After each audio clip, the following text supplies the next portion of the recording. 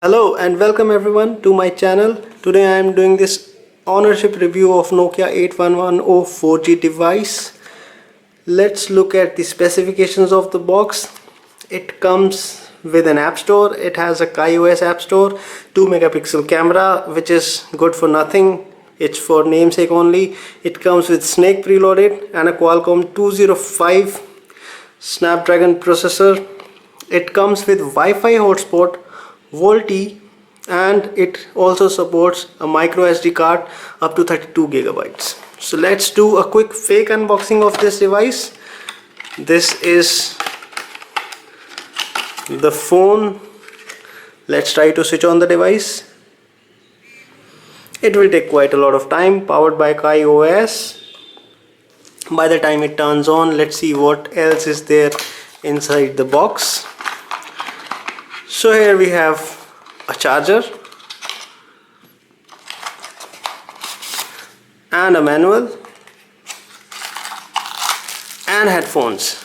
Charger, manual and headphones and the device itself. So let's see this ownership review of this device.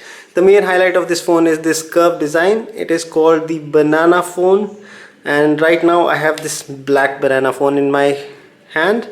And the another highlight of this phone is this slider, that Nokia tone. This slider can be used to lock and unlock the phone, and to answer the phones and to disconnect the phones. So here it says a message.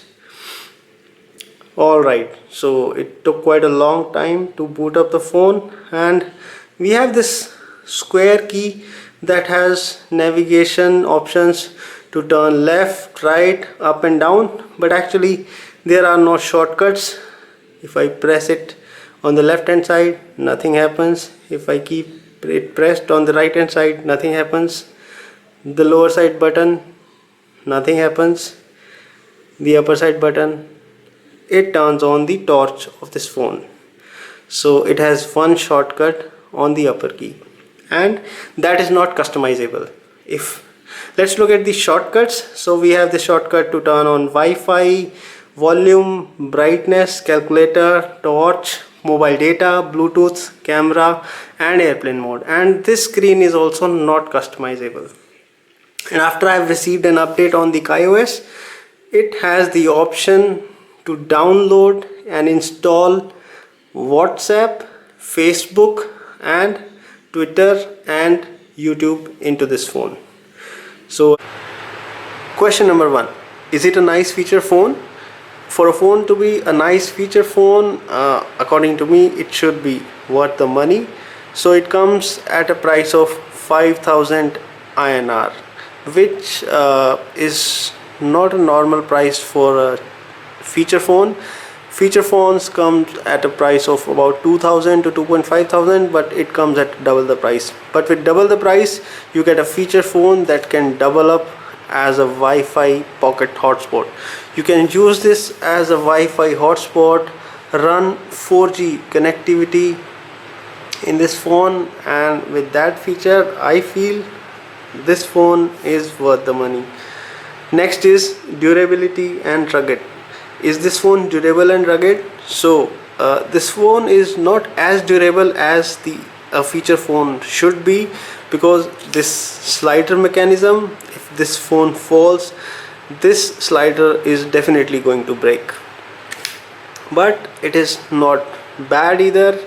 The surface is prone to scratches. You can see there are so many scratches on the back of this phone, and I have been using this phone for like more than a year. So durability and ruggedness, it's not too bad, not too good. And battery life, yeah, battery life is great. If you don't use it as a Wi-Fi hotspot, this phone can run easily up to 3 to 4 days with normal calling usage and some usage of occasional WhatsApp on this phone.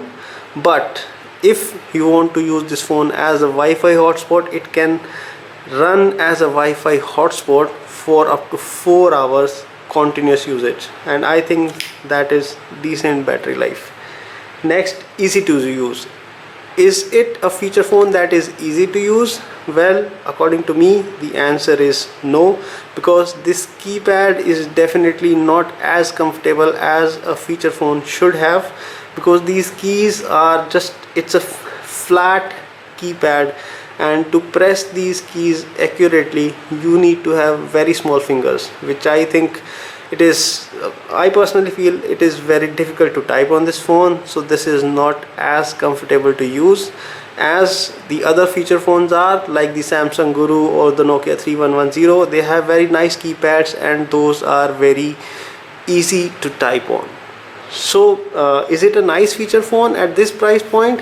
According to me, yes, considering the features it provides, it is a nice feature phone. Question number 2. How is it like to stay connected via this phone? So in this phone we do get YouTube, we do get Google Maps, we do get Twitter, we do get Facebook, and we do get WhatsApp. But is it really nice feeling to use WhatsApp or Facebook on this phone? Well, according to me, it's a little bit difficult to type on this keypad, but as far as being connected is concerned, you can stay connected, you can still communicate with your friends when you don't have any other smartphone, or you are stuck somewhere and you need a long battery life, then you can just stay connected for the sake of connectivity. But a rich social media experience, it's a big no from this phone. Look at it, how this Facebook app or the YouTube app works on this phone. This Facebook app is simply these, it feels like that Symbian, it is opening up in a Symbian OS browser. So it's not an app, you basically, it's just a browser based app, and you have to navigate it via this square keypad with the up and down keys, and it's really difficult to use social media on this phone. So according to me, staying connected is okay from the bare minimum necessity perspective, but overall experience is nowhere as close to as a smartphone. Question number 3. Can this be your primary phone? Well, the answer is straight no. This can never be your primary phone, because you cannot do the basic things that you are addicted to or you need in your day-to-day routine. Like, you want to make contactless payments via your phone, scanning a barcode and making a payment, you cannot do that. You cannot use Paytm in this phone or a similar app. Well, gaming experience, it's a big no-no. The Snake Xenia is there, but the games are very limited and you don't play the games comfortably in this phone.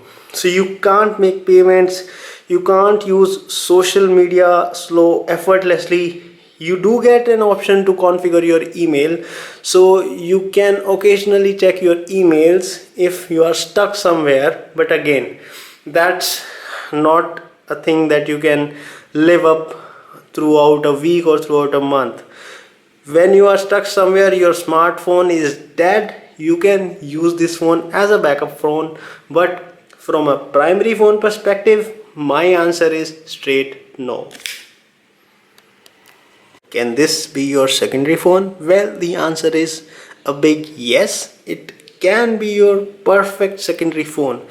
It has a huge battery life and it does the basic things very well for calling and for answering phones and dialing calls. It is very comfortable. The picking phone and disconnecting phone is very easy, and it can act as a Wi-Fi hotspot. So these are great features for being in a secondary phone. So according to me, yes, it is the perfect secondary phone as of now that you can buy. Question number 5. How is it like to play Snake on this phone? Well, being a Nokia phone, we should check how does Snake work on this phone. So let's try to play Snake on this phone. And as I mentioned earlier, the keypad is not that great. Pressing keys, you have to be very specific when you are pressing keys. You can make mistakes. So press 5 to continue, and here we have the snake.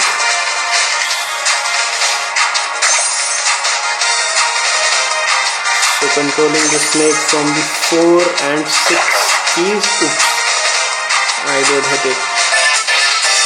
Let's try to replay this using the 4 and the 6 keys. I find it very difficult to press the right keys when needed. Here we go. And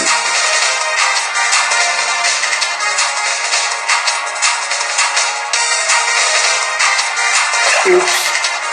So this is how Snake works on the phone.